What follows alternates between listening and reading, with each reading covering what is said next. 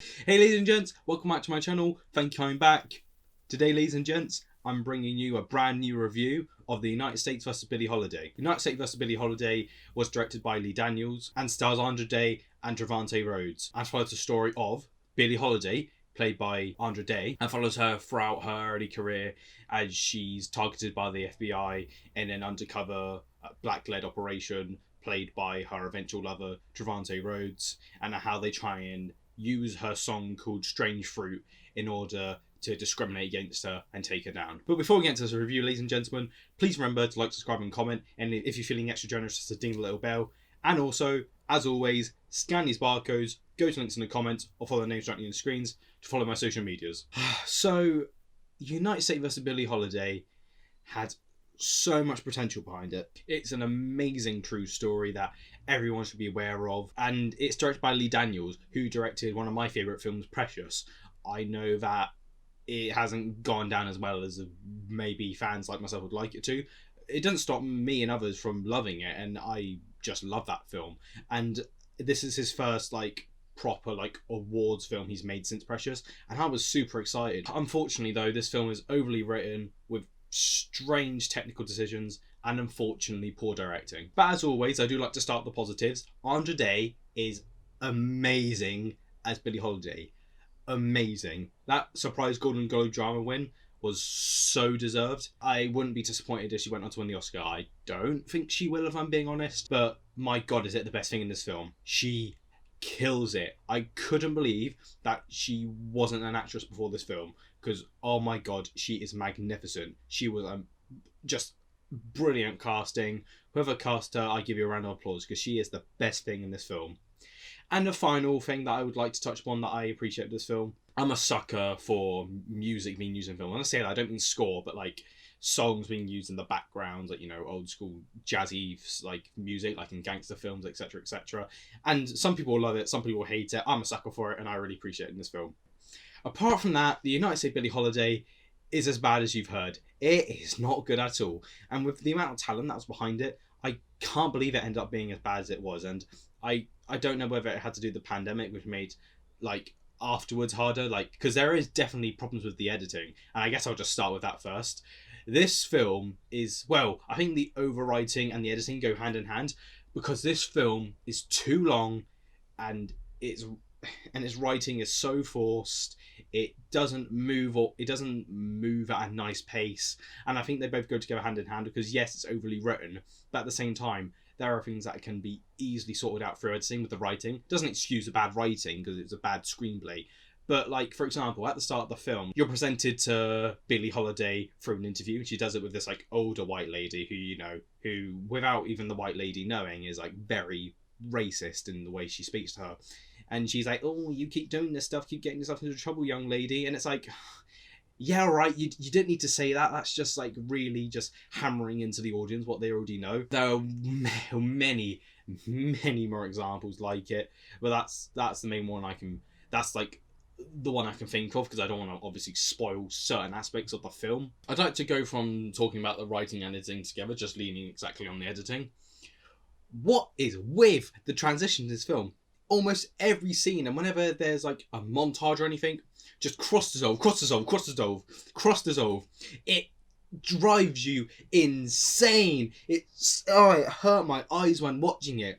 And not only is Lee Daniels a talented director, he's been in the scene for long enough to know how to instruct an editor, and it's why are you doing this? This is not a good way to edit together a film. Don't get me wrong, in certain uses of cross dissolves in films can be used very well. For example, the casino scenes in Casino Royale, the use of cross dissolves really helps add to the tension.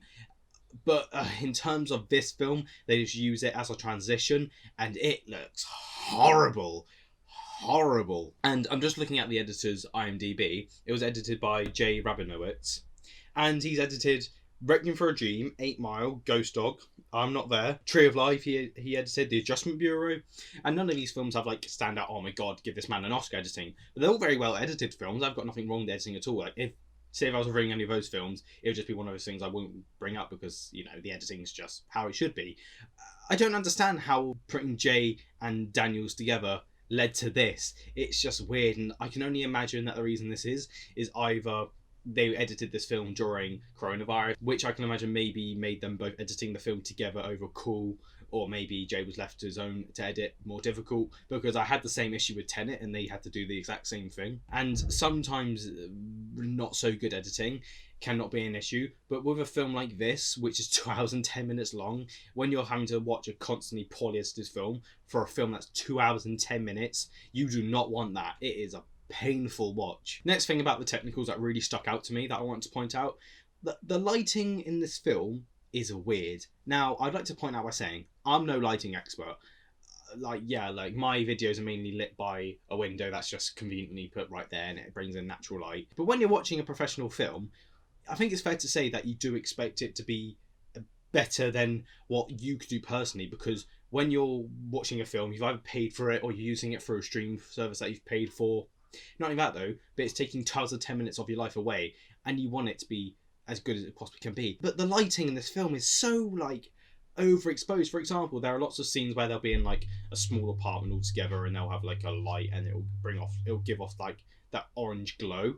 And it's so much. And there's a scene in which Andra Day and I've got to look at Natasha Lyonne. It's been a long time since I've seen her sang. Last thing I saw her in was American Pie, by the looks of things.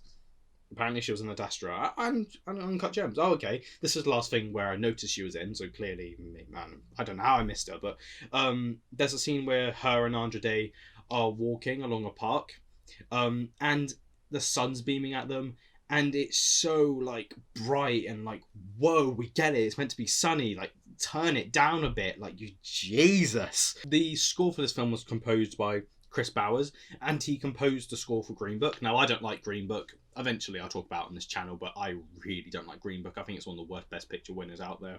But I do remember thinking the score was actually pretty good, and the score for this film is also pretty good, to be fair. So congratulations, Chris Bauer.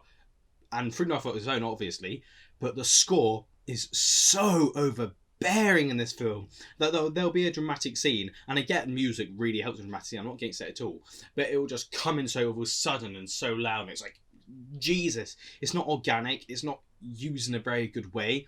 They just use it purely as that, but it's just too much, and oh god, it really just took me out of this film. So final words for United States vs. Billie Holiday: great uses of music in general, and Andra Day is phenomenal. The ensemble cast, including Trevante Rhodes, are also very good. And to be fair, acting great with a bad screenplay is hard. So it gives me all the more respect to all of the cast, including Andra Day, who really shines in this film. And I think it's such a shame that her acting debut in such a great performance had to be this. Because if it was this around a great film, that would be just so good for her. But I'm glad that she's got the Golden Globes win and now the Oscar nomination. I'm not sure if she'll win, but it would be a deserved win, to be fair. But overall, The United States vs. Holiday is not good. I wouldn't even recommend you watch it. And the only way I'd recommend you watch it is if you're like me and you like to watch all the Oscar nominees, or you want to show your support to Andra Day, then fair enough, go and watch it. Because even though it's on Hulu for free, it's just not worth your time, to be honest. I'm going to give The United States vs. Billie Holiday a 3 out of 10. I watched this film because I've started a VPN subscription and my 3 months just running out, so I thought I'd best use that as much as I can before I start paying, and I thought I'd give this a go on Hulu, but it wasn't worth it, and it's a shame. Anyway, ladies and gents, thank you very much for watching. Please feel free to check out my channel below. But until next time, ladies and gents, so long for now.